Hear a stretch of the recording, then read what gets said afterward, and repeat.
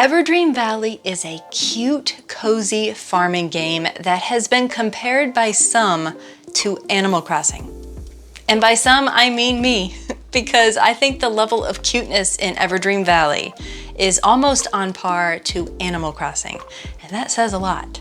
Everdream Valley releases on May 30th on Steam, but it is currently on sale for 20% off, right around $20, though pricing may vary based upon region, so check your Steam store. Even though you can't play the full game right now, you can download a demo. You can play the demo for free right now. You get 1 hour of game time or 4 game days, whatever comes first. It is so much fun. If you have a PC, I highly recommend trying it. And yeah, let's get into it. Let's take a look at this demo.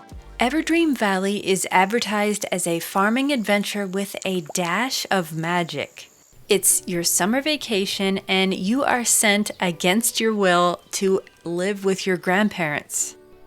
You are to restore and rebuild your grandparents' farm, which is desperately in need of some TLC, raise animals, and, this is where it gets a bit unique, inhabit the animals' dreams at night and compete in mini-games. From the demo, my experience was that this is a farming and life sim with a heavy focus on animal interaction, which is different from many sim games. Amazingly cute graphics and relaxing, happy music also saturate this adorable game. During the hour that I played, there was absolutely no shortage of tasks to complete, and I did a bit of kind of free roaming exploring on my own as well. Your first task is to rebuild the chicken coop, which you will need to harvest some wood to complete, and then you are to locate the 3 missing hens. There is also later a rooster that you need to find, but you need the help of your dog to track down that rooster. And I'll get to more on that in a minute.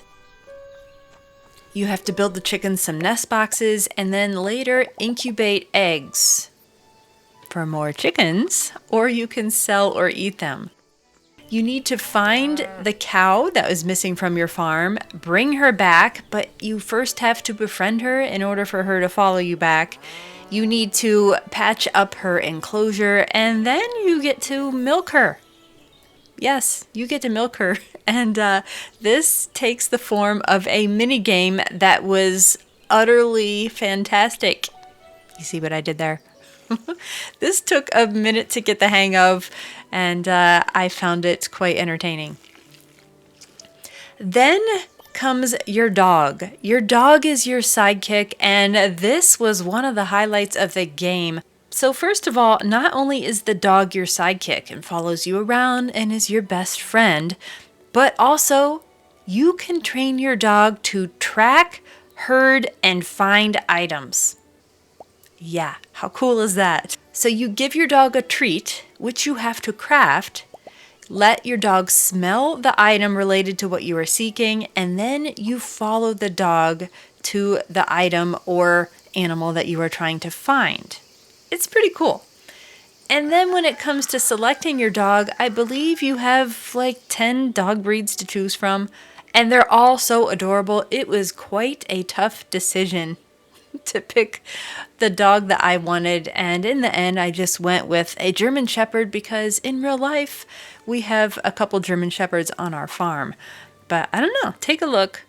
What breed of dog would you pick? And then you do get to name the dog. And you begin training it, and it's quite adorable, and I just love that aspect. Very creative addition to this game. There is also a workshop at the front of the barn where you can craft items such as a bug net, fences and gates to make your animal pens, and furniture, and I'm sure much more that I never got to. The map is quite large and you have to explore it in order to uncover it, which I like that. While you are exploring, you find other animals, there's insects, there's just a whole slew of animals. According to the developers, some of the animals that you will find are pigs, cows and chickens of course, ducks, goats, horses, which I do believe you eventually can ride, sheep, bees, magpies, beavers, bison, geese, deer, frogs, beetles, dragonflies, mice, snails, fish, and more. So there are quite a few creatures that you will encounter throughout your exploring. Once you find these animals, in what I experienced anyhow, you could befriend them, you could pet them, and then I believe there might be like 20 seconds where they will kind of follow you. So that is a good way to try to herd them back to your farm, if you have a place to put them, that is, which the crafting comes into play there. You do have crops that you can grow and sell and make into recipes as well, but I never got into those tasks yet.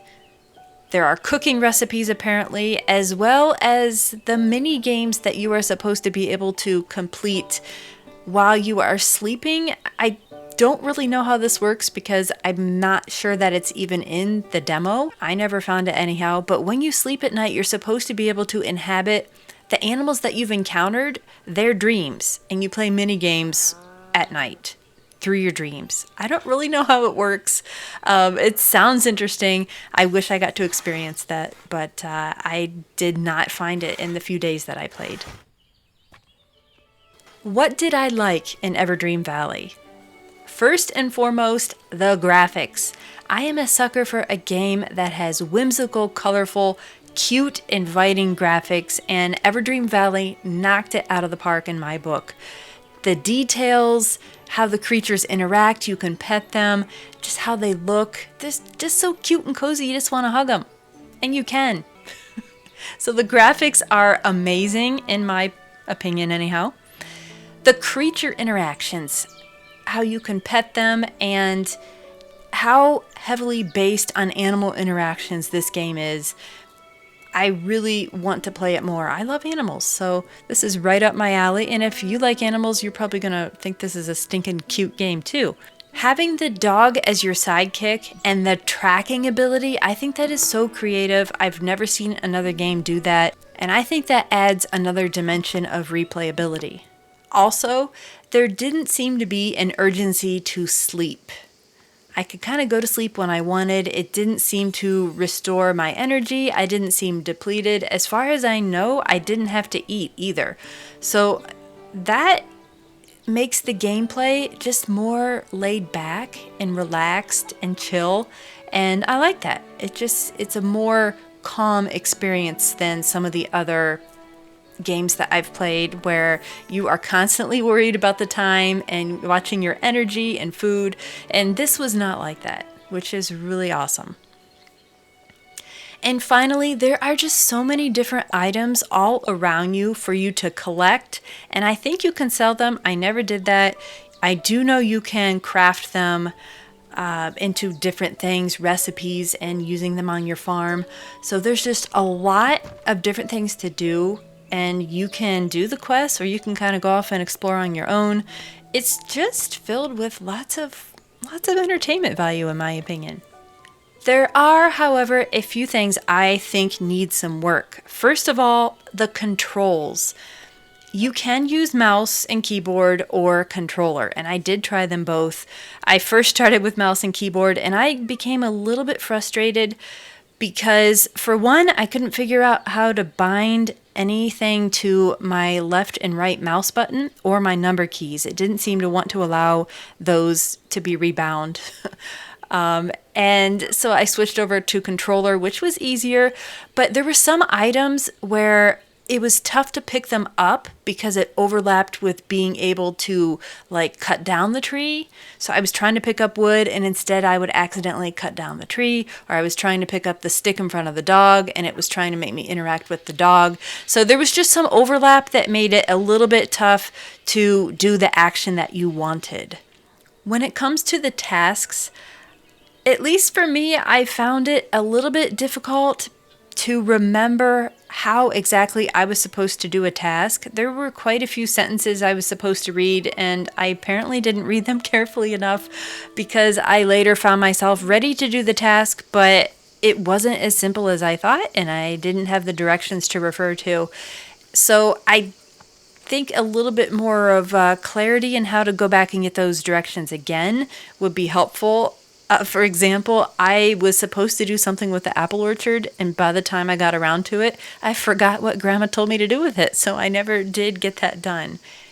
And also related to the tasks, they can be difficult if you accidentally complete something while you're doing something else. For example, I was out exploring, I found the cow and I petted it and it followed me back to the farm. So then when I later got to that quest of finding the cow and bringing it back to the farm, it was tough to complete the last part because I had already brought the cow back to the farm. So, yeah, I'm interested to see if the final released version will have a way to reset that. Is Everdream Valley worth it? Yes. 100% yes, even if you don't buy it on sale. It's around $25, at least here in the US, and I look at it as you would spend that money on a dinner and have nothing to show for it after your dinner. But spending $25 on this game, I think will provide days, at the minimum, days of entertainment, relaxation, and a mega dose of serotonin.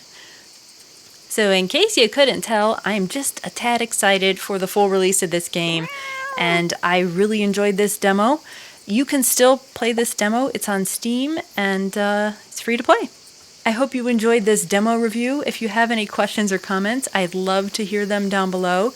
If you haven't already, please consider subscribing to the channel and let me know what you'd like to see next. Thanks so much for watching.